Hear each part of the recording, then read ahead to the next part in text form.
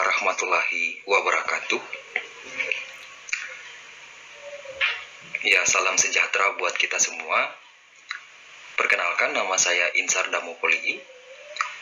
Adik-adik bisa melihat nama lengkap saya ada di slide yang ditampilkan. Saya berhome base di jurusan Pendidikan Biologi, Fakultas Keguruan dan Ilmu Pendidikan. Hari ini saya diminta dari LPPM untuk memberikan materi kepada adik-adik sekalian yang berhubungan dengan pendidikan, ya, terutama pembelajaran. Ya. Materi pembekalan ini diberikan sebagai bekal adik-adik mahasiswa nanti, ya, bagaimana menjalankan pembelajaran nanti di lingkungan masyarakat.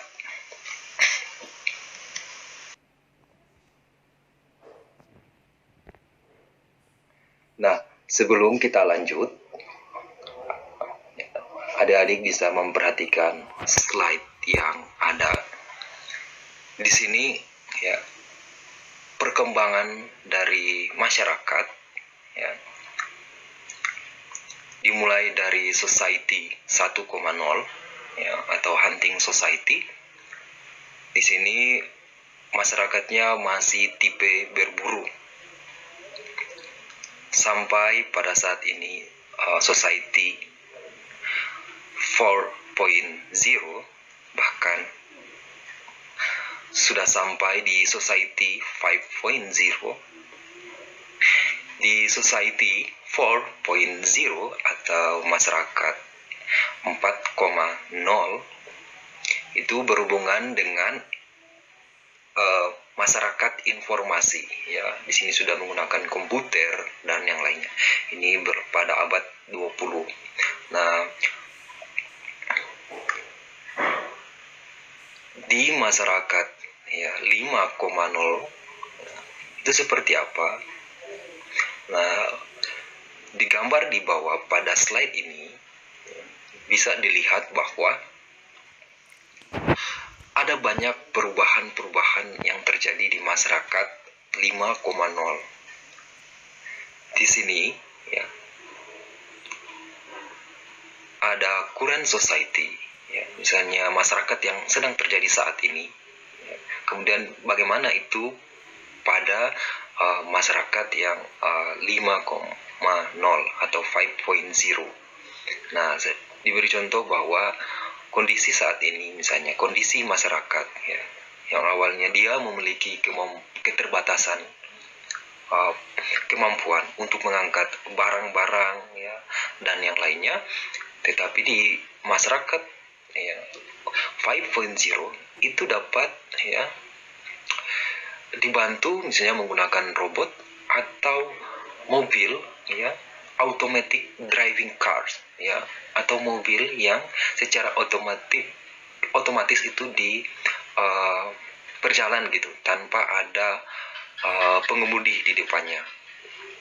Nah, sekarang, ya, di masa pandemi COVID-19 kita bisa melihat bahwa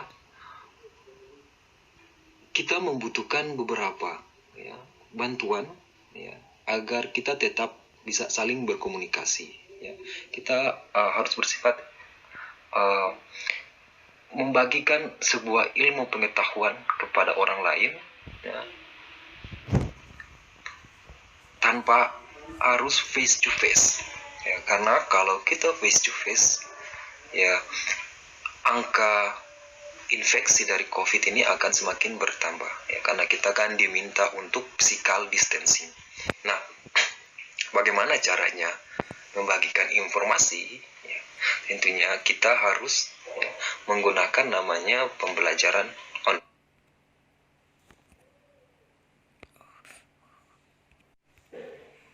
Ada 7 tips mengajar di masa pandemi COVID-19. Yang pertama itu adalah jangan stres. Memang agak susah berpindah dari zona nyaman, Ya, zona nyamannya kita itu apa? Ya, adik-adik mahasiswa, ketika Anda belajar, ya, atau siswa di sekolah belajar, ya, selama ini kita lakukan itu adalah dengan face to face atau tatap muka. Kita bertemu langsung dengan dosen kita atau bertemu langsung dengan guru di dalam kelas, ya, pada beberapa jam pelajaran. Namun di masa pandemi ini itu tidak bisa dilakukan, ya, karena ada aturan physical distancing, ya, social distancing, ya, untuk menekan angka penyebaran COVID-19. Nah,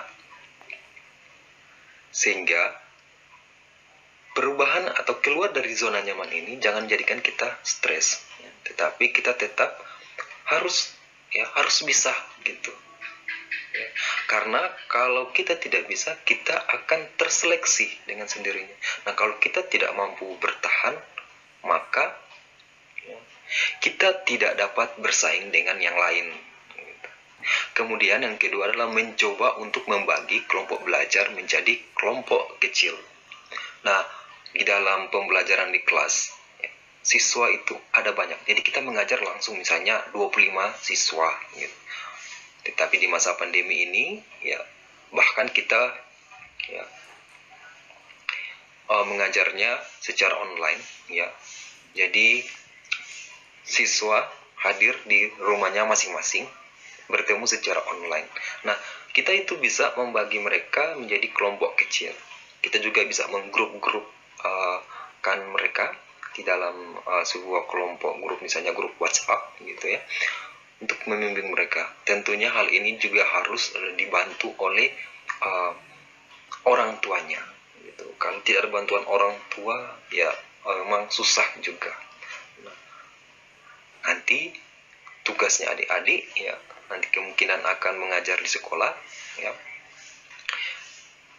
ada juga di masyarakat. Nah, ini yang perlu membantu, ya, orang tua di rumah nanti bagaimana mengajar anak mereka di rumah. Mencoba untuk project based learning.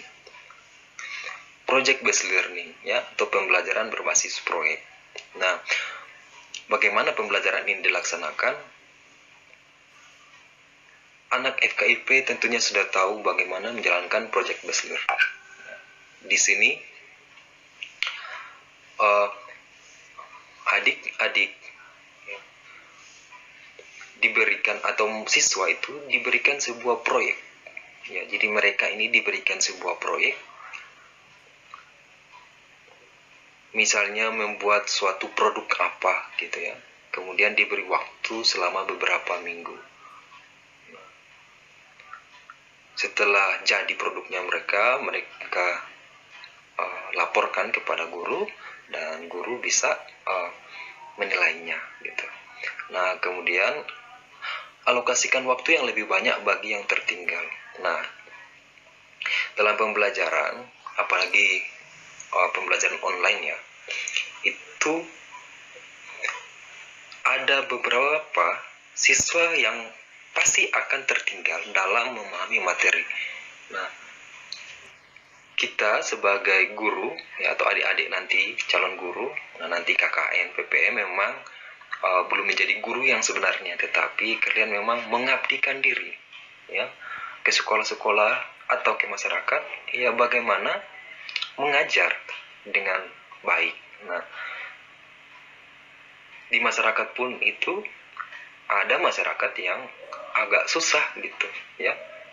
Jangan jauh-jauh, misalnya teman Anda dalam kelas, kan tidak semua bisa mengerti secepat apa yang dosen bicarakan gitu. Pasti ada beberapa yang agak lambat memahaminya. Nah, itu perlu alokasi waktu. Misalnya kita chat pribadi gitu ya, menjelaskan. Kalau memang agak susah, ya, kita harus datang ke lokasi siswa itu, ya, namun harus memperhatikan beberapa protokol, ya, misalnya memakai masker, mencuci tangan, dan yang lainnya. Karena di beberapa daerah guru itu ketika siswanya ujian, karena tidak bisa online, jadi gurunya terjun langsung ke rumah masing-masing siswanya untuk memberikan soal dan siswanya menjawab soal tersebut. Kemudian fokus terhadap waktu yang paling penting. Kenapa harus fokus terhadap waktu? Karena ini tidak seperti pembelajaran face to face. Ya, di dalam pembelajaran di masa pandemi COVID-19 ini ada rentang waktu yang harus kita perhatikan. Misalnya kita akan memberikan tugas seberapa lama, ya. Tugas itu harus diselesaikan. Berapa lama kita harus mempunyai video konferensinya dan yang lainnya. Kemudian saling interaksi dengan sesama guru. Atau Anda nanti masuk KKN harus saling berinteraksi juga dengan sesama masuk KKN dalam satu kelompok atau di kelompok yang lain atau dengan masyarakat. Kenapa Anda harus saling berinteraksi? Supaya Anda bisa mendapatkan informasi yang lebih. Misalnya, ada 2 orang mahasiswa yang nanti akan pergi ke sekolah. Misalnya satu ke sekolah A, satu ke sekolah B. Mahasiswa A dan mahasiswa B. Mahasiswa A pergi ke sekolah yang pertama, dia akan mendapatkan sesuatu yang baru di sana. Dan pasti akan berbeda dengan yang didapatkan oleh mahasiswa yang kedua, ya, atau mahasiswa yang B ini. Nah, ketika saling berinteraksi, berkomunikasi, maka akan bertukar informasi. Disitulah ya ada informasi tambahan yang terjadi. Nah, disitulah akan muncul ide-ide. Ya, kalau kita tidak orang bilang brainstorming gitu ya, bercurah pendapat. Apa sih yang terjadi di sana? Ini yang terjadi di saya. Nah, kita tidak bisa mendapatkan ide yang baru gitu kalau kita tidak saling berinteraksi dengan yang lain gitu. Tidak ada yang bisa kita lihat gitu. Nah, kemudian have fun. Ya, sulit memang ya. Ada banyak gangguan yang terjadi karena kita tiba-tiba langsung pada pembelajaran online gitu ya. Tetapi kita harus have fun, jalankan. Memang ada susahnya. Ya, berhenti mengeluh. Kalau kita mengeluh, sehari kita mengeluh A, B, C, D, E, 5 pengeluhan, maka akan semakin banyak. Tapi misalnya kita hanya mengeluh satu dengan mengesampingkan yang 4 ini, maka beban hidup kita tidak akan besar ya. Have fun gitu, jalani. Kalau tidak bisa, ya kita tetapi jangan menyerah gitu. Kita mencoba, oh ini cara yang baik, ini cara yang baik. Tapi memang kalau tidak bisa, ya misalnya kita mau kuliah online, ya, tapi memang susahnya jaringan, smartphone-nya tidak ada dan seterusnya, paket data habis, maka kita bisa berkunjung ke rumah siswa gitu. Tentunya kembali lagi memperhatikan protokol bagaimana pertemuan antara orang yang satu dengan orang yang lain di masa pandemi COVID-19. Ada 7 tips mengajar Nah, di sini ada beberapa masalah yang terjadi di masa COVID-19. Ya. Ini yang saya ambil dari berdasarkan beberapa. Ya, saya juga kemarin sempat membuat sebuah buku, ya, kolaborasi buku tentang pembelajaran di masa COVID-19, tetapi lebih fokus ke mahasiswa. Mungkin ada mahasiswa pendidikan biologi yang kemarin yang saya sempat bagikan angket, ya, itu sudah jadi sebuah buku kolaborasi, dan dalamnya ada tulisan saya tentang bagaimana mahasiswa saya belajar di COVID-19, dan itu memang harus saya identifikasi supaya saya tahu di mana kesulitan mereka gitu ya. Dan kita pengajar juga akan mengerti, oh inilah kesulitannya. Nah, adik-adik juga harus seperti itu. Nah, nanti ke kampung-kampung atau di tempat lokasi KKN adik-adik gitu ya, harus mengetahui dulu masalah apa sih yang paling berat di sana, sehingga bisa dicari solusinya. Nah, di sini ada beberapa masalah, misalnya keluhan orang tua wali terkait dengan pembelajaran mandiri pada anak mereka. Nah, Bapak Ibu di rumah ini ya, tugasnya kan bukan sebagai guru ya. Kalau memang orang tuanya guru, mungkin tidak terlalu menjadi masalah gitu ya. Tetapi kalau orang tuanya ini bukan seorang guru, ya, maka agak susah gitu. Misalnya membagi waktu gitu, karena mereka harus mengurus yang lain gitu. Ya, misalnya ibu ini harus memasak, harus mencuci baju, mengurusi anaknya, mengurusi suaminya. Ya, kalau harus mengurus lagi anaknya belajar, yang susah gitu. Karena ingat, mengajar ini susah, ya. Karena tidak semudah yang kita jawab A, B, C, tidak seperti itu, ya. Agak susah memang. Nah, inilah yang terjadi di orang tua. Karena kebiasaan orang tua adalah mengantarkan anaknya ke sekolah, ya, membiarkan anaknya di sekolah untuk mendapat ilmu pengetahuan, mendapat ajaran dan didikan dari gurunya yang di sekolah. Nah, mereka hanya tahu mereka membayar agar anaknya ini diajar dan dididik dengan baik di sekolah ini, gitu, dengan memperhatikan sekolah terbaik menurut mereka, gitu. Nah, ketika dalam pandemi ini mereka ada di rumah, ya, harus belajar di rumah. Nah, orang tua kebingungan gitu, bagaimana mengajarkan materinya gitu. Apalagi orang tua tidak menguasai seluruh ilmu atau seluruh materi yang ada di sekolah gitu. Misalnya, ya, masuk materi kayak saya, ya, misalnya kayak saya, ya, walaupun saya seorang dosen, ketika anak saya ada di rumah di masa pandemi seperti ini, walaupun saya belum punya anak gitu, ya, ketika ada pelajaran matematika dan akan bertanya kepada saya, ya sudah pasti saya bingung, ya, tidak menguasai materi matematika gitu, walaupun saya seorang dosen gitu. Nah, itulah yang terjadi juga di orang tua wali. Nah, kemudian tidak maksimalnya orang tua dalam mendampingi anak mereka untuk belajar mandiri. Ya, memang mereka tidak siap, karena memang tidak dipersiapkan. Mereka tidak mempersiapkan untuk mengajar anak mereka di rumah. Mereka hanya mempersiapkan makanan, ya pasti mendidik juga anaknya, misalnya tentang perilaku, bagaimana bertemu dengan orang lain, maksudnya bertemu dengan temannya, bertemu dengan orang tuanya, ya, bertemu dengan orang yang lebih tua darinya gitu, bagaimana menyapanya gitu. Tetapi untuk mengajarkan materi itu, ya, orang tua tidak siap gitu. Nah, keluhan anak tentang serapan materi, nah ini memang sulit, karena tadi keluar dari zona nyaman siswa, ya yang maunya guru menjelaskan sampai dari A sampai Z dengan berhadapan gitu, ya. Nah, di masa pandemi ini mereka tidak bisa lakukan itu. Mereka hanya menatap gurunya berbicara, misalnya kalau gurunya melakukan video conference, maka hanya melihat gurunya melalui layar smartphone. Dan itu hal yang baru, dan mereka memang agak sulit untuk menyerap materi, ya. Kemudian keluhan terkait ketidakmerataan akses. Nah, ini memang yang sering terjadi.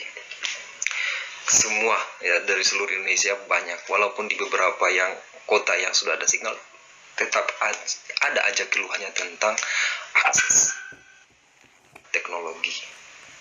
Karena kenapa? Walaupun banyak signalnya, internetnya ada, tetapi yang menggunakannya banyak, ya, pasti akan loading gitu, ya. Nah, ini kita tidak bisa bilang bahwa saya tidak bisa mengajar, saya tidak bisa mengarahkan mereka lewat online karena saya tidak punya smartphone, saya tidak punya A dan B dan seterusnya, ya. Tapi sebagai, ya, mahasiswa KKN itu harus ada ide bagaimana tetap mentransfer ilmu pengetahuan Anda itu, ya, walaupun ada beberapa keterbatasan, bisa datang langsung ke rumahnya atau membimbingnya membimbing satu kelompok, tetapi dengan memberikan jarak, misalnya jarak 1-2 meter antara orang satu dengan orang berikutnya. Nah, di sini saya mendapatkan beberapa informasi tentang program inovasi pendukung pembelajaran anak sekolah saat COVID-19. Nah, apa itu? Nah, di sini ada mode pembelajaran anak pada masa pandemi COVID-19. Nanti sebentar saya akan tayangkan bagaimana model pembelajarannya. Ini kemarin saya dapat dari webinar juga, media pembelajaran pada anak yang efektif pada masa pandemi COVID-19. Ya, media pembelajaran misalnya menggunakan mobile learning. Beberapa mahasiswa saya juga saya sudah ajarkan bagaimana, ya, saya meminta mereka untuk membuat mobile learning, ya. Kemudian materi pembelajaran kecakapan pada anak, ya, di 21st skill, ya, itu kan ada kecakapan tentang komunikasi, ya, kritikal dan problem solving, ya, 4C, ya, berkreatif, ya, dan yang jadi inilah yang harus diajarkan kepada siswa, ya, mampu memecahkan apalagi problem solving yang di masa pandemi ini, bagaimana mengajarkan mereka untuk memecahkan masalah, karena kan pembelajaran itu harus kontekstual learning, ya, harus berdasarkan real yang terjadi di lingkungan. Nah, kita harus mengajarkan kepada siswa itu bagaimana memecahkan masalah yang terjadi di lingkungan, ya. Misalnya masalah banjir, masalah COVID, nah bagaimana kalau tentang masalah COVID, nah kalau kita mengajar, kita selingkan bagaimana mencegah penyebaran COVID-19. Kemudian relawan literasi desa. Nah, bagaimana membuat relawan literasi desa?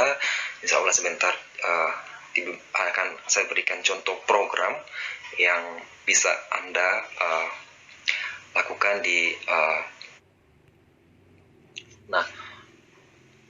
menjadi guru penggerak. Mahasiswa KKN ini terutama masuk FKIP adalah mahasiswa calon guru. Kelak ketika menjadi guru harus menjadi guru yang penggerak.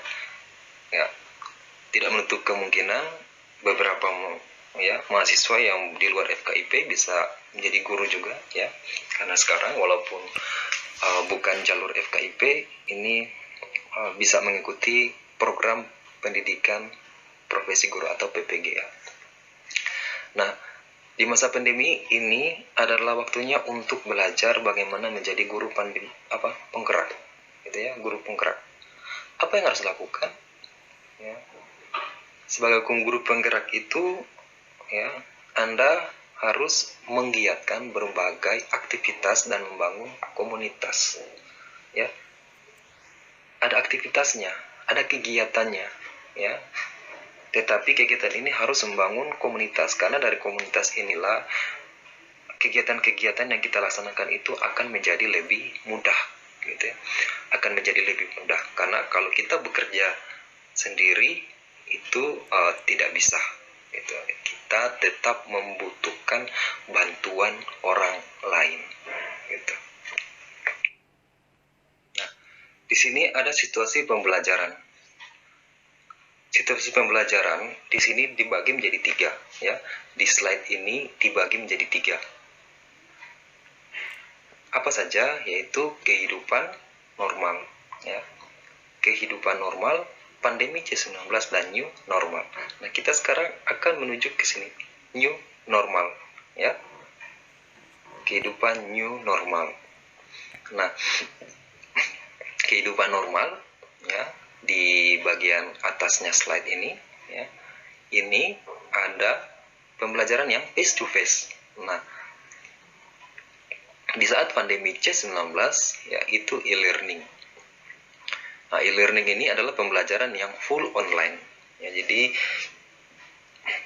guru merancang sesuatu pembelajaran, kemudian siswanya mengakses. Jadi pembelajaran mandiri ini sangat tinggi pada e-learning. Jadi siswa yang menentukan itu kapan dia mau mengakses, kapan dia mau belajar, dan seterusnya. Itu sangat bergantung pada kemandirian dari siswa. Nah, di new normal nanti, ya, itu ada namanya blended learning. Apa itu blended learning? Blended learning ini menggabungkan antara pembelajaran face to face dengan e-learning, ya.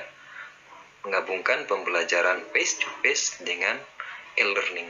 Jadi ada pembelajaran tatap muka dan pembelajaran secara online.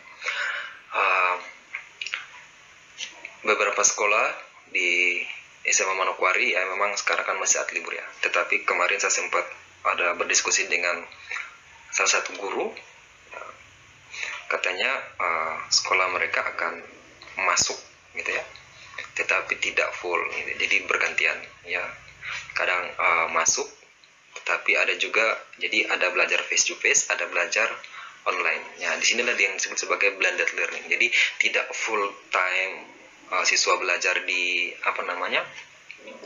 di online, tidak full time juga belajar di face to face. Jadi ada face to face, ada juga e-learningnya.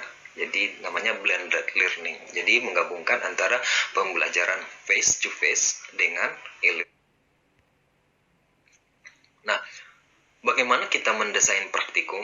Nah, di sini saya mengambil dari Mustami 2020. Ya. Yang pertama yang kita harus lakukan itu adalah harus disiapkan jadwal. Ya. Kemudian membagi kelompok. Kita harus merencanakan apakah nanti kegiatan praktikumnya ini kita laksanakan secara kelompok atau individual. Toolsnya berupa materi dan aplikasi pendukung. Jadi ada materi, harus ada aplikasi, misalnya kita menggunakan grup WhatsApp atau Google Classroom atau Zoom Conference ya, Zoom Cloud-nya untuk conference, atau menggunakan Google Meet atau aplikasi yang WebEx dan yang lainnya. Nah, kemudian suratnya surat elektronik. Pada saat pelaksanaan, pastikan sudah berkoordinasi. Jadi pelaksanaan di sekolah ya, ada yang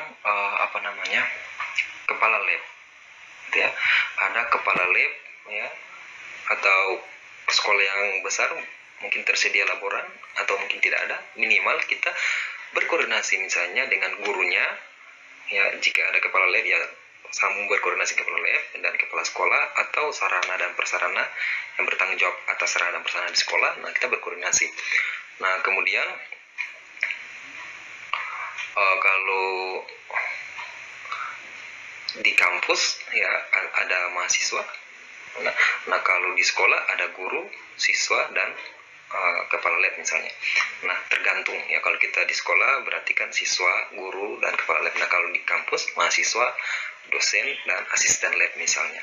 Nah, kemudian kita memberikan tugas apa yang harus mereka kerjakan. Tentunya praktikum yang dilaksanakan tidak seperti praktikum yang kita laksanakan di laboratorium. Ada proses modifikasinya di dalam ya. Bagaimana ya? Jadi praktikum itu dilaksanakan sesuai modul online yang telah dirancang ya. Mohon maaf slide. Jadi kita rancang dulu, kita buatkan modulnya atau petunjuk praktikumnya. Kemudian memberikan video tutorial. Kemudian pendampingan ya, dan terakhir adalah laporan. Akhir kegiatan pembelajaran dilakukan dengan mengecek lagi ya, pemahamannya mereka sampai di mana, apa yang kurang, atau pemberian penguatan, atau melakukan tanya jawab ya, ditanya misalnya dari kegiatan pembelajaran apa yang kurang gitu ya, kegiatan praktikumnya apa yang belum bisa dilakukan, apa yang belum bisa dilaksanakan, apa yang tidak dimengerti, dan seterusnya. Nah, itu harus dilakukan proses tanya jawab. Ya, kemudian desain berikutnya dari Susantini 2020. Nah, di sini ada sebuah desain praktikum. Ya. Di sini kita meminta siswa untuk mencari sebuah video ya, yang berhubungan dengan sebuah prosedur. Misalnya di sini contoh isolasi DNA atau mengamati sel hewan gitu. Ya.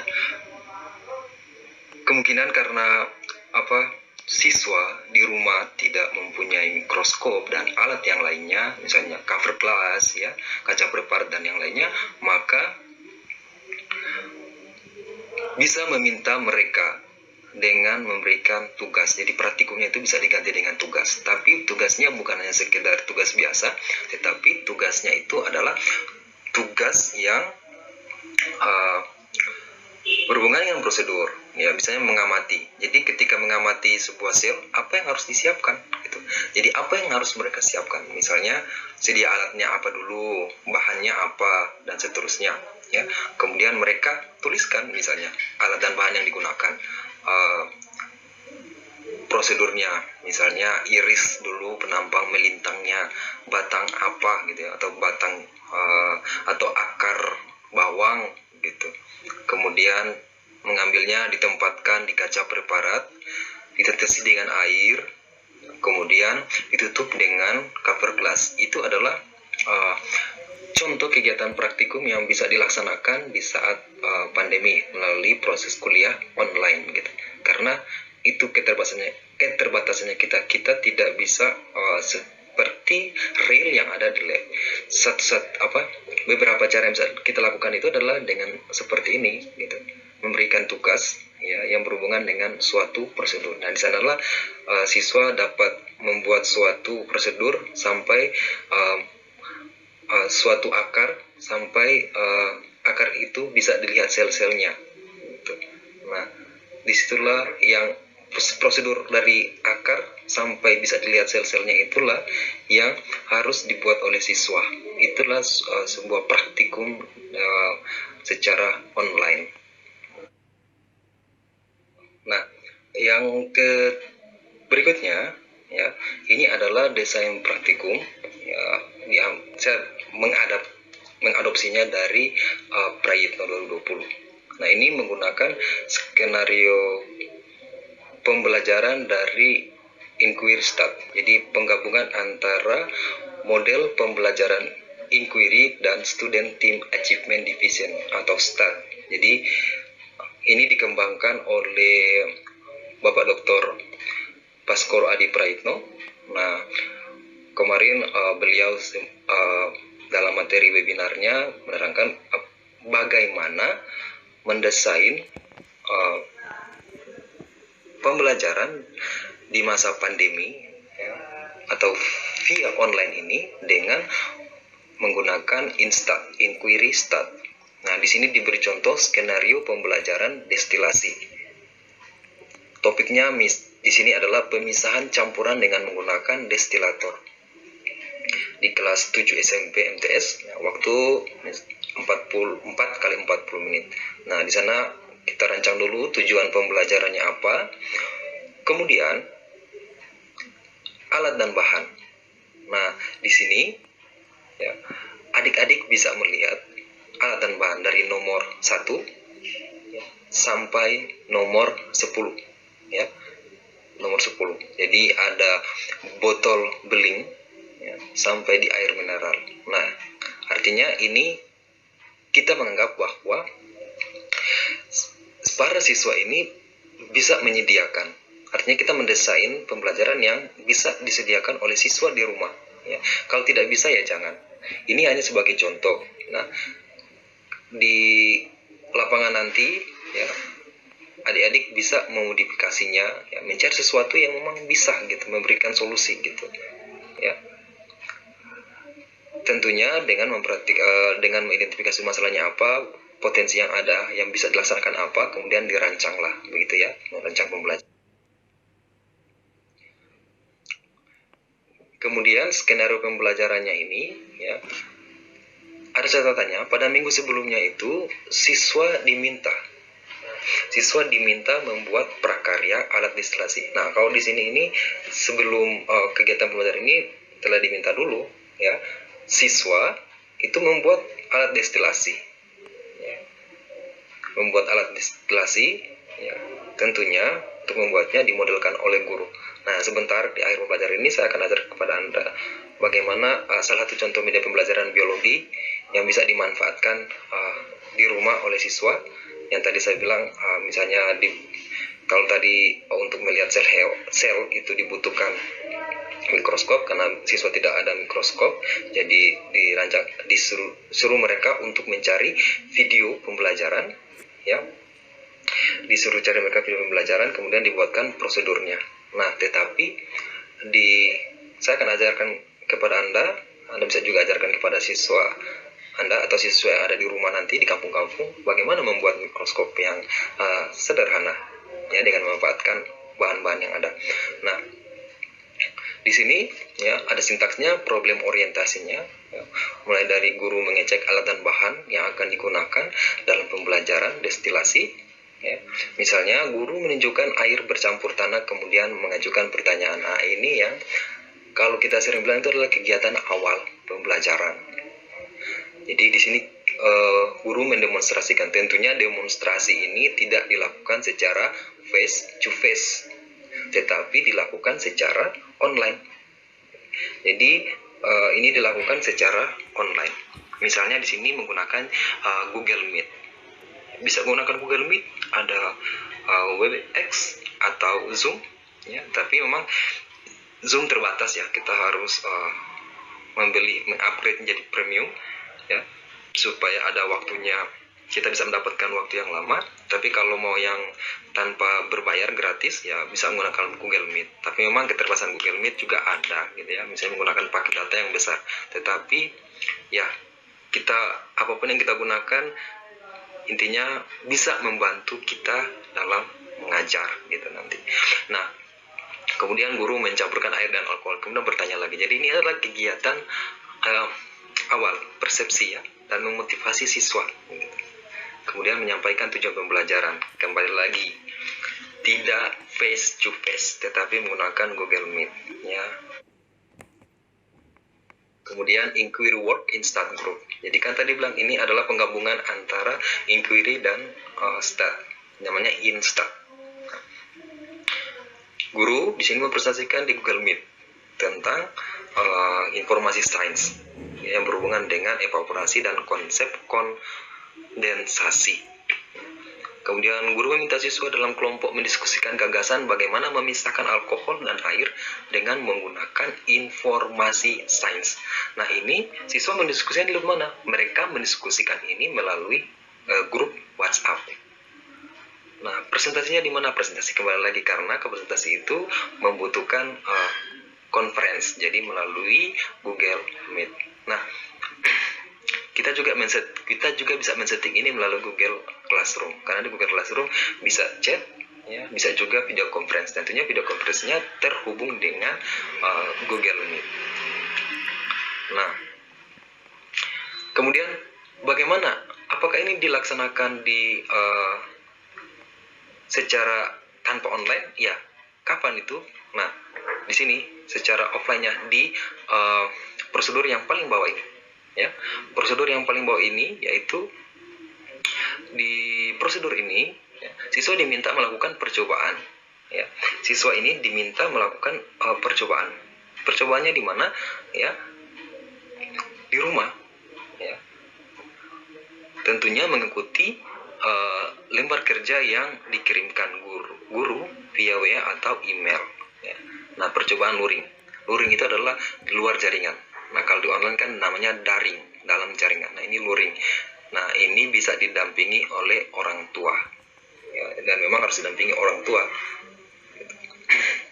Nah, kalau memang tidak bisa, nah adik-adik ya, mungkin tadi diajarkan di sekolah. Nah, kalau berhubung siswanya ada bersekolah di tempat ya, di sekolah yang adik-adik bantu mengajar gitu misalnya. Nah, siswa itu ada berada di lingkungannya adik-adik gitu, maksudnya berada di lingkungan tempat KKN. Nah, adik-adik bisa membantu membimbing mereka ketika mereka melakukan percobaan itu di rumah gitu. Nah, kemudian individual ya, penilaian secara individual, yaitu dimana itu guru meminta siswa mengerjakan soal tentang tujuan pembelajaran. Nah, karena dalam pembelajaran itu harus mencapai tujuan pembelajaran. Kapan tujuan pembelajaran tercapai? Ya, kita harus memberikan tes ya, untuk mengukur sampai di mana tujuan pembelajaran itu tercapai. Nah, di sini kemudian ada group recognition ya, atau penghargaan. Guru memberikan penghargaan kepada kelompok dengan prosedur STAT. Nah, di sini ada, jadi di sini ada proses inquiry-nya, ada proses STAT. Karena di STAT kan ada pemberian penghargaan kepada grup. Nah, itu melalui Google Meet. Berarti ini ada proses konferensi. Nah, itu beberapa bagaimana pembelajaran di yang bisa Anda rancang nanti di tempat KKN ya, karena kan KKN ada proses mengajar di sekolah juga ya. Kalau memang nanti adik-adik nanti mengajar di sekolah, itu bisa dilaksanakan. Tentunya kalau bisa online, laksanakan online. Kalau tidak bisa online, bisa melakukan secara offline ya, bisa daring, bisa luring gitu ya.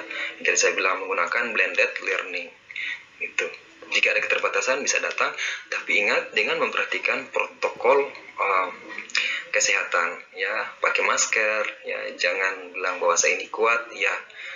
Memang Anda kuat, tetapi kita harus memperhatikan kesehatan kita. Kita tidak tahu kapan imun kita turun dan yang lainnya, kapan kita terserang dan yang lainnya. Nah, mencegah lebih baik daripada mengobati. Nah, ini ada beberapa contoh yang saya dapatkan ya.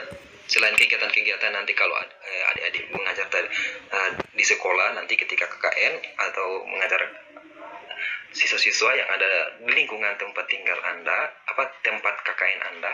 Nah, di sini ada contoh pengembangan model kampung literasi. Ini saya ambil dari Pandopotan ya 2018. Nah, caranya mereka seperti apa? Ya, membangun kampung literasi. Jadi di sini adalah mereka mengidentifikasi dulu. Mereka lakukan adalah mengetahui SDM dan sarananya gitu ya. Jadi mengetahui SDM dan sarananya. Nah, bagaimana mengetahui SDM sarananya? Ya, diberikan pertanyaan atau diobservasi ya, karena kalau kita di awal-awal KKN itu kita mengobservasi dulu apa masalah dan potensi yang ada di kampung atau lokasi kita KKN. Nah, di poin 1 yang paling atas ya, di poin 1 yang paling atas itu, apakah masyarakat ini termotivasi untuk mempunyai pendidikan yang tinggi gitu. Nah, beberapa mahasiswa yang tinggal di perkotaan mungkin orang-orang sana sudah memiliki pendidikan yang tinggi, tapi ada mendapatkan di pinggiran kota yang banyak masyarakat yang mempunyai pendidikan yang mungkin SMP, SD, atau mungkin tidak bersekolah atau tidak membaca dan seterusnya. Nah, itu diidentifikasi dulu. Nah, kemudian bagaimana tingkat pendidikan masyarakatnya, yang tadi sampai di SD berapa orang, yang tidak sekolah berapa orang ya, yang SMP berapa, SMA, S1, S2 sampai S3-nya berapa. Kemudian adakah sarana non formal atau sarana formal di situ ya. Kemudian yang keempat, adakah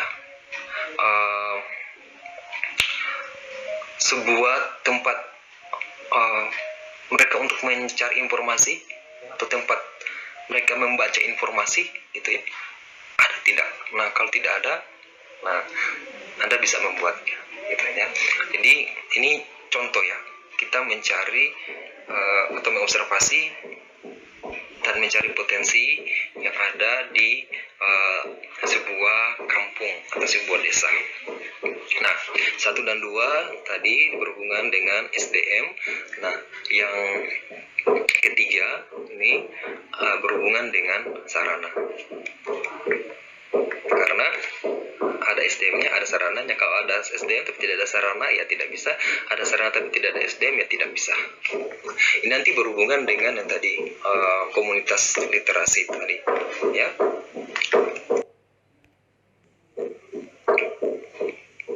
Nah, pelaksanaan kegiatan kampung literasinya seperti apa?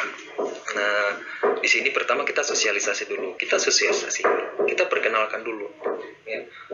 Bagaimana pendidikan, apa yang harus kita lakukan ya agar sukses di masa depan, bagaimana pendidikan ya, bagaimana kita sekolah, bagaimana kita harus termotivasi dan yang lainnya ya. Nah, di sini Anda bisa meminta dosen pembimbing Anda untuk jadi pemateri ya. Ini bisa dilakukan secara perkumpulan ya, tapi ingat lagi bahwa kalau perkumpulan berarti Anda harus menjaga jarak, atau dengan secara online. Memang kalau bisa ya. Jadi kita kalau tidak bisa secara online, kita bisa melakukan secara offline gitu. Tapi jika melakukan secara offline, mohon diperhatikan ya protokol kesehatan. Saya ingatkan kembali ya. Kemudian roadshow ya, setelah sosialisasi kita roadshow ke dusun-dusun Ya, karena di satu kampung itu ada, atau setiap satu tempat itu ada bagian, misalnya RT 1, RT 2, RT 3 kalau di kelurahan ya. Ya. Kalau di kampung-kampung kan dusun ya, ada atau bagian pojok sana ujung kampung gitu ya, atau yang di bagian dekat andal. Jadi di roadshow gitu, jadi berkunjung gitu, kayak kita tamasya gitu ya. Tamasya, tapi ya tamasya di kampung gitu. Tapi tamasya ini bukan tamasya yang bersenang-senang, tapi kita melakukan penyuluhan gitu dan pelatihan ya, jadi ada, selain penyuluhan ada pelatihan. Kemudian mengembangkan pusat belajar atau taman baca. Jadi setelah kita penyuluhan atau pelatihan ya, kemudian kita mengembangkan pusat belajar atau taman baca ya. Nah, karena kembali lagi ke judul bahwa inilah kampung literasi, jadi ada taman baca di Manokwari pun. Ini ada ya di bagian Wosi dalam ya, ada di bagian setelah SD, saya lupa SD berapa itu di dalam. Nah, di situ ada kan, ada sebuah tempat ya, orang bisa mendapatkan informasi atau taman baca gitu. Nah, Anda bisa membuatnya itu di kampung ya, tidak harus besar ya. Ya, tetapi ingat, di poin 4 dari slide ini ada pelatihan kepada pengelola taman baca. Kenapa harus ada pelatihan kepada pengelola taman baca? Karena Anda, mahasiswa kalian itu tidak akan selamanya berada di kampung. Kalau Anda tidak menyediakan orang yang akan menjaga ya, tentunya ini orang relawan ya. Kalau Anda tidak menyediakan relawan untuk mengelola taman baca, maka taman baca itu akan dengan sendirinya itu redup, mati, tidak berjalan. Nah, jadi selain Anda mengembangkan, Anda juga harus melatih ya orang-orang yang dengan rela mau setelah Anda keluar dari kampung ini, mereka bisa melanjutkan kegiatan membaca dan seterusnya ya. Kemudian melaksanakan pelayanan ke dusun-dusun untuk memotivasi dan memberikan akses bacaan kepada siswa dan masyarakat ya. Jadi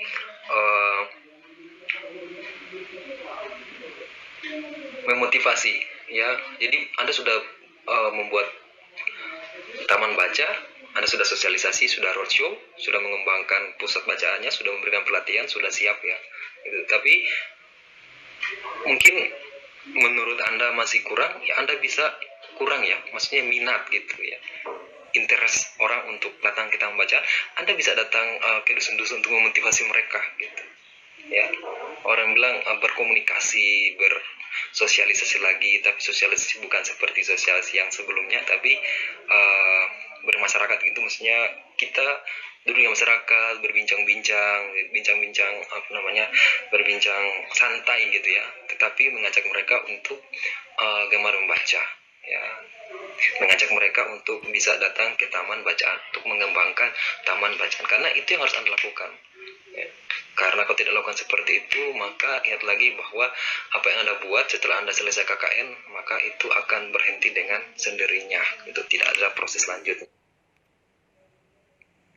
Nah, ini ada contoh berikutnya, pembuatan media pembelajaran dari bahan bekas. Nah, ini adalah pengabdian saya sendiri. Ini dipublish juga di jurnal pengabdian 2020, baru terbit bulan kemarin.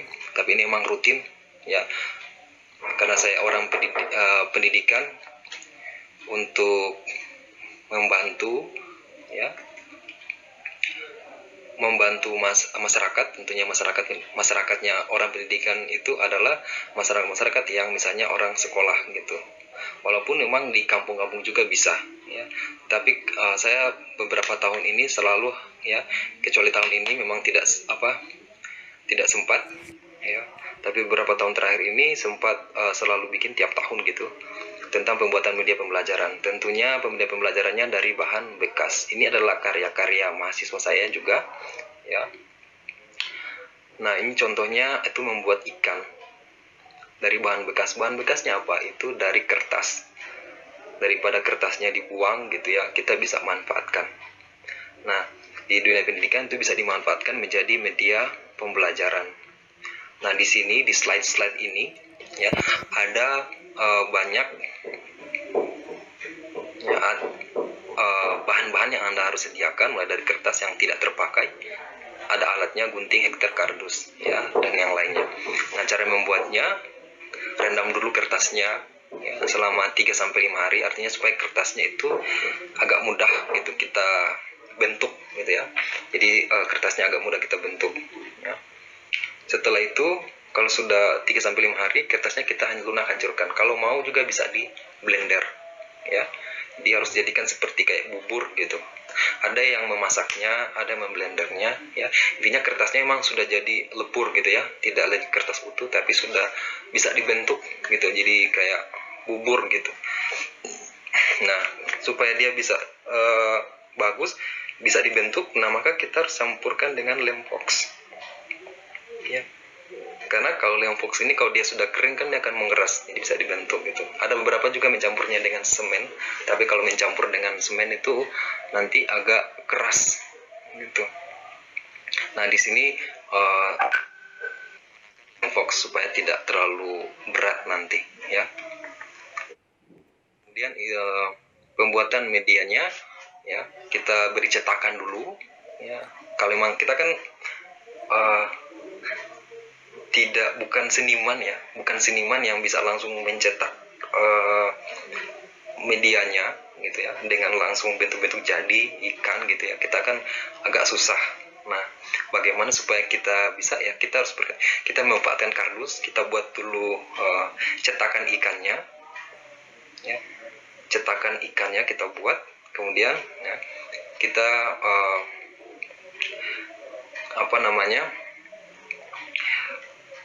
dia punya kertas yang tadi ya, kita masukkan dalam cetakan itu ya, untuk ya membentuk pola ikannya, kemudian kita lepaskan ya. Jadi kita lemkan dia ya. Kan ini pakai box ya, dengan kertas tadi yang sudah dipakai fox gitu, kita tempelkan di cetakan yang tadi ini ya. Setelah terbentuk kita lepas cetakannya ya, tentunya kita keringkan dulu ya, kita keringkan ya, supaya agak tidak harus ketika cetak langsung lepas ya, bisa dicetak dulu kemudian dikeringkan sedikit, angin-anginkan sedikit ya. Kalau sudah bisa tidak, karena biasanya kalau kita campur kertas dengan lem fox, ketika kita bentuk, kalau kita cabut dia kembali lagi gitu ya, supaya dia minimal dia sudah agak mengeras, jangan terlalu kering, nanti agak susah dicabut ikannya cetakannya. Jadi kalau sudah agak ini keras ya, bentukannya sudah agak tetap gitu ya, kita cabut cetakannya gitu. Nah, kemudian kita lanjut dengan mengeringkannya. Setelah kering ya, kemudian bubur kertas tadi itu ya, kita bisa beri warna, tentunya sesuai dengan warna ikannya. Nah, ini ada contoh di gambar, mulai dari ya cetakannya tadi. Nah, di gambar yang di paling ujung ya, itu ada gambar ikan dan tulangnya. Nah, bagaimana membuat tulang? Tadi kan sudah membuat ikan, badan ikannya. Nah, bagaimana membuat tulangnya? Nah, buatlah kerangka tulang ikan. Kerangkanya dari mana? Kita bisa membuatnya dari besi yang kecil-kecil, besi benrat ya namanya gitu ya, kawat yang kecil-kecil ini yang bisa dibentuk ya. Kemudian kita buat rangkanya dulu, kemudian di rangka itu kita bisa tempelkan kertas-kertas yang tadi supaya menutupi kawatnya gitu. Nah, kemudian kita keringkan lagi ya. Setelah kering, sama halnya dengan yang cetakan yang pertama, kita beri warna. Hasilnya itu ada di gambar yang ketiga. Sudah hasil finalnya. Anda bisa lihat ada badan ikan ya.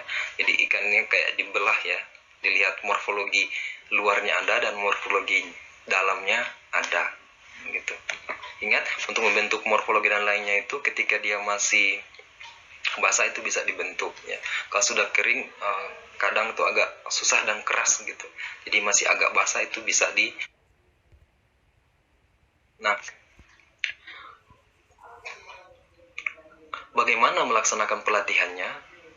Kalau memang Anda tidak bisa melaksanakan di sekolah, bisa di masyarakat atau di siswa yang ada di lingkungan tempat Anda KKN. Kalau tidak bisa online, kembali lagi bisa offline. Tentunya kembali lagi memperhatikan protokol kesehatan, menjaga jarak, mencuci tangan, dan menggunakan masker, gitu ya. Harus ada jarak, gitu. Nah, ini bisa. Kalau Anda laksanakan di sekolah, tentunya harus mengurus perizinan di sekolah. Kalau di kampung, dengan kepala kampung atau komunikasi dengan yang mengetuai di tempat Anda KKN, ya, bukan ketua kelompok, tetapi yang bertanggung jawab terhadap area Anda KKN itu siapa, ya harus Anda komunikasi, gitu ya. Kalau diminta surat, ya memang Anda harus menyurati, ya ikuti semua administrasi yang mereka minta. Kemudian bagaimana proses pelatihannya, ya seperti tadi, prosedur-prosedur tadi itu Anda jelaskan dulu. Ini harus kita sediakan, kemudian mulai ya melatih. Misalnya siswa bikin dulu ini ya, bikin dulu cetakannya, bagaimana cetakannya dan seterusnya sampai di tulang-tulangnya. Itu ajarkan lagi pada siswa. Gitu.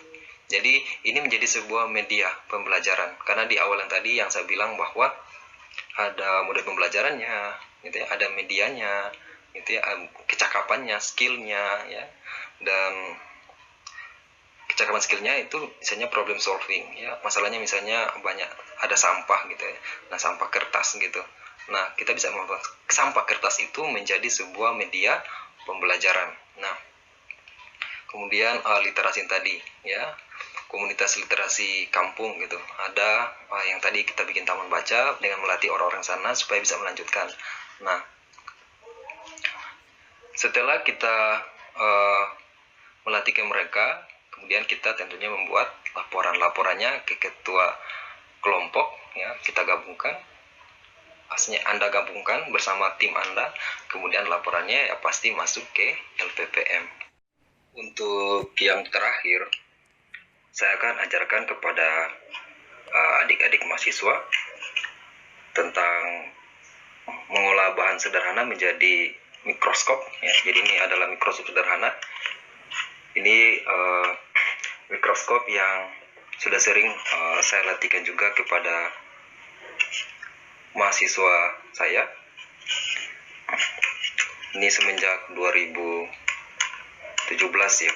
Ini sudah sering pertama kali diajarkan kepada mahasiswa di pendidikan biologi. Nah, hari ini juga saya akan ajarkan ke mahasiswa ya. Nah, bagaimana ya membuat mikroskop ini ya, ini sangat sederhana. Yang kita butuhkan adalah yang pertama itu adalah mika ya, mika transparan seperti ini.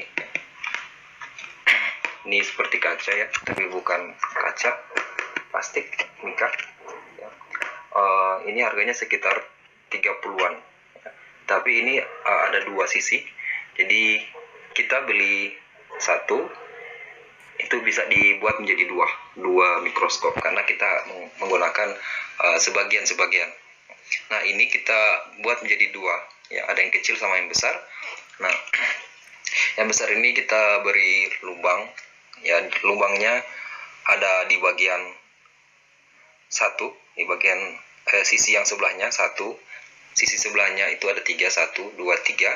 Nah yang kecil ini hanya ada 2, 1 ya, sama ujung satunya lagi ada 1 buah. Tetapi yang berikutnya kita butuhkan adalah ini, ada yang menggunakan papan bekas ya, ini menggunakan triplex ya supaya lebih ringan. Nah di sini kita akan melubanginya sebanyak 3 ya, kita melubanginya 3 ya, 2 di sudut sini ya. Ada 2 lubangnya di sini, sama di sini lubang yang satunya lagi ya. Kemudian ada skrup sama bautnya. Nah ini skrupnya, lubangnya sebesar sekrupnya ya. Jadi untuk menguatkan sekrupnya supaya tidak goyang-goyang, kita menggunakan baut ya. Kita rekatkan sampai dia rekat nih ya. Yang ini juga ya, kita pasang.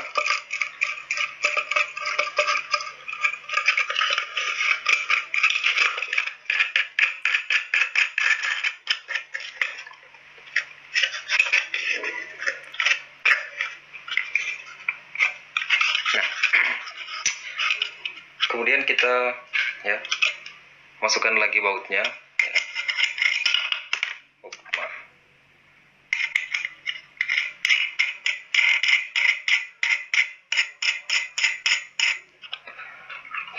Jumlah sekrupnya yang kita butuhkan itu ada 3 ya. Bautnya itu ada 1, 2, 3, 4, 5, 6, 7, 8, 9, 10, 11 ya.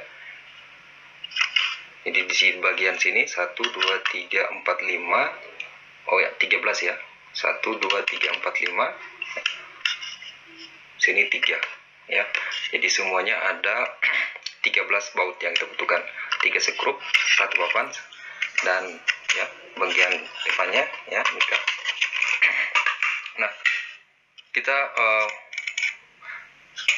merancangnya seperti ini ya. Kalau sudah jadi, nah yang kita masukkan terlebih dahulu itu adalah yang bagian kecilnya ini. Nah, ini sebagai tempat untuk kaca preparat. Nah, supaya dia tidak goyang, kita harus tambahkan lagi sekrup.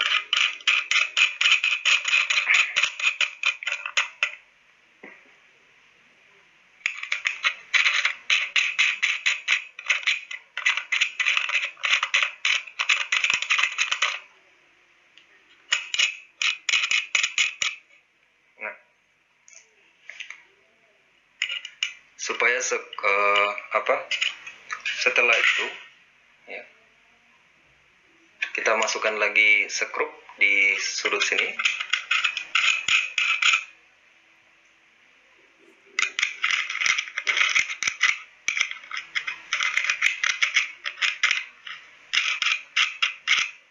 Setelah itu kita masukkan yang besarnya ya, supaya ini agak naikkan ke atas supaya seimbang. Kemudian bagian atasnya lagi kita tutup ya. Kita kunci dengan skrup supaya dia nggak lepas. Nah.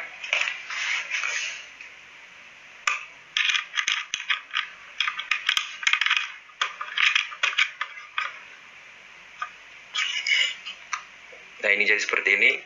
Kemudian di bagian yang tengah ini, yang kosong, lubang yang kosong ini ya, itu kita masukkan laser ya. Ada laser yang dijual di pasaran sekitar 5.000-an harganya, atau 5.000 atau 10.000. Itu dibuka, atau ada laser bekas bisa diambil. Bagian ujungnya itu kayak ada yang bulatan kecil-kecil di dalamnya ya, yang transparan, itu diambil dan dimasukkan di sini. Nah, lubang ini harus sebesar laser itu ya. Ya, dimasukkan di sini itu sebagai pemfokus ya, untuk melihat ya, untuk membantu melihat preparat yang ada di bawah. Karena kalau lubang begini tidak bisa. Nah, kalau pakai itu dia akan fokus ke preparat yang ada di bawah. Nah, kalau begini tidak bisa. Jadi itu memperbesar dari preparat yang ada di bawah gitu. Misalnya kita ingin melihat sel-sel dari akar bawang merah ya. Ini sederhana saja. Nah, kemudian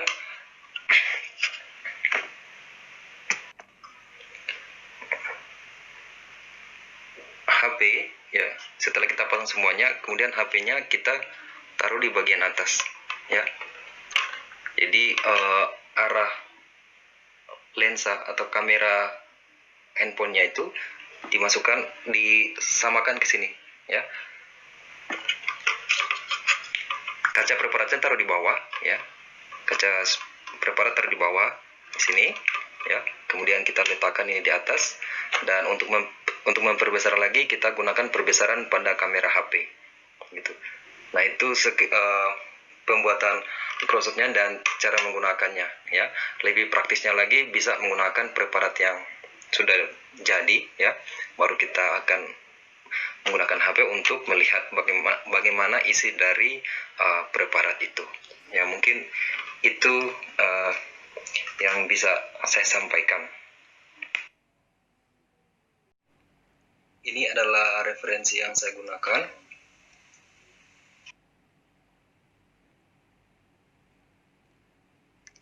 Ya, kita sudah sampai di akhir dari materi ini. Saya ucapkan terima kasih banyak atas partisipasi dari mahasiswa. Ya. Terima kasih Anda sudah mau menonton video tentang materi yang saya sampaikan ini. Ya, semoga materi yang saya sampaikan melalui video ini memiliki manfaat kepada Anda.